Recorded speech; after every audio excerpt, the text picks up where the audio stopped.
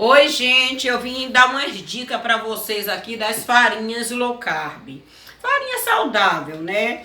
Aqui nós temos o farelo de aveia. Eu sempre coloco aqui assim no bumbumzinho da vasilha para identificar. Essa daqui é farelo de aveia, que eu uso muito.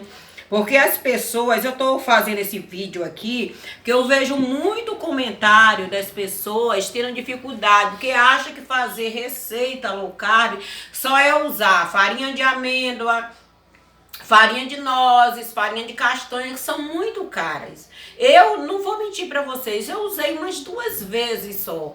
Mas eu não uso mais.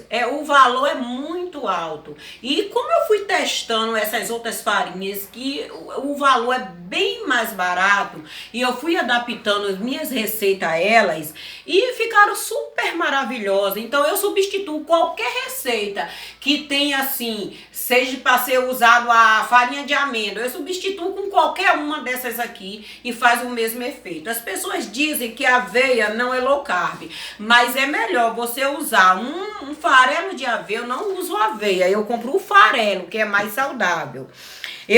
É melhor você usar o farelo de aveia do que usar uma farinha de trigo, porque todo mundo sabe o que a farinha de trigo faz em nossas vidas e em nossa saúde. Então, essa daqui é a farinha de berinjela, eu uso muito. Essa daqui é a farinha de linhaça. O que eu faço? Eu chego nessas casas de produtos naturais, eu não compro a farinha da linhaça, eu compro 200 gramas de farinha de linhaça dourada e 200 da outra, junto as duas e bato no liquidificador e eu mesmo faço a minha. Eu gosto de comprar os grãos, não gosto de comprar já que eles vendem já a farinha, mas às vezes a gente não sabe se eles colocam outra coisa e tudo, eu prefiro comprar o grão. Aqui a farinha de coco, as pessoas reclamam muito dessa farinha de coco, que fazem a receita e não fica boa. Mas por quê? Porque vocês usam na receita ela pura. Ela não é para ser usada. Eu já fiz receita com ela pura, só a farinha de base e as receitas não ficam boas. Então eu vou ensinar para vocês a dica de como usar a farinha de coco. É excelente, mas não use ela pura. Essa farinha aqui é da casca de maracujá. E vende também nessas lojas de produtos naturais. Aqui é o gergelim torrado.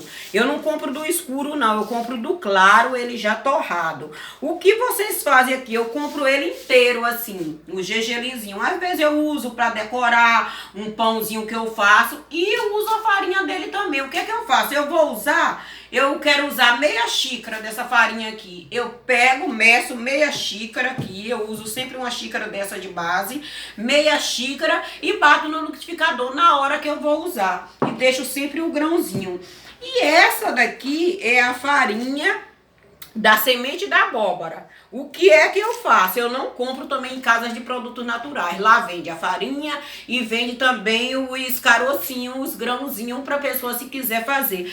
Eu não tenho necessidade, porque como eu uso muito abóbora aqui em casa, eu vou tirando e vou congelando. Eu compro um pedaço de abóbora, eu compro uma abóbora grande, uso muito, então eu vou tirando e vou congelando. Quando eu já tenho uma quantidade boa, coloco passar, asso tudo, depois dela assadinha, bato no liquidificador. Olha aqui, ó, como fica a farinha maravilhosa, ó. Isso aqui é a farinha, faz o leite, faz a farinha, olha aqui. Eu uso para qualquer receita. Quando eu vou usar qualquer receita para fazer, geralmente eu gosto de fazer um mix.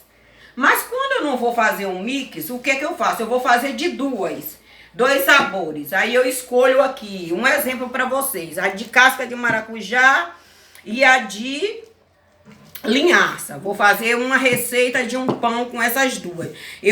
Coloco um tanto desse e um tanto desse aqui. Encho, coloco aqui. Aí eu coloco por aqui assim das duas. E deixo o restante para completar com a de coco. A de coco eu só dou uma finalização assim de umas 2 colherinhas rasas, só para dar um sabor. Nunca use ela pura, porque geralmente eu já fiz essa receita, não dá certo. Eu quero fazer uma receita com o gergelim. Eu vou lá, meço aqui meia xícara desse aqui, bato no liquidificador, completo com, vamos dizer, com a farinha de berinjela.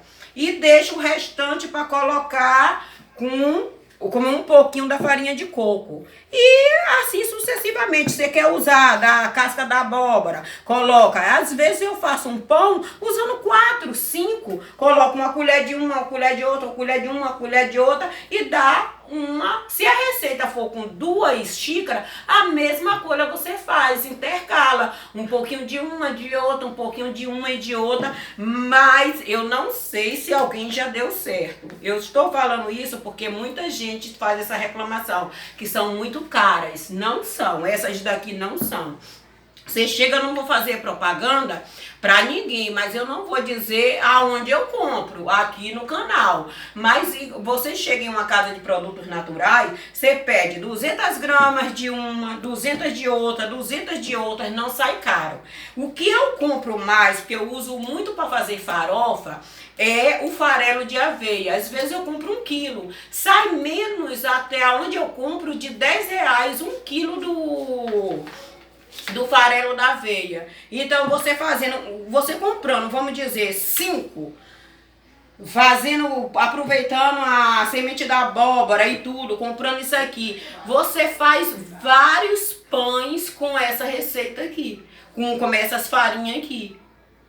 Aí não precisa você estar comprando, gastando aquele dinheirão, dando quase R$100 em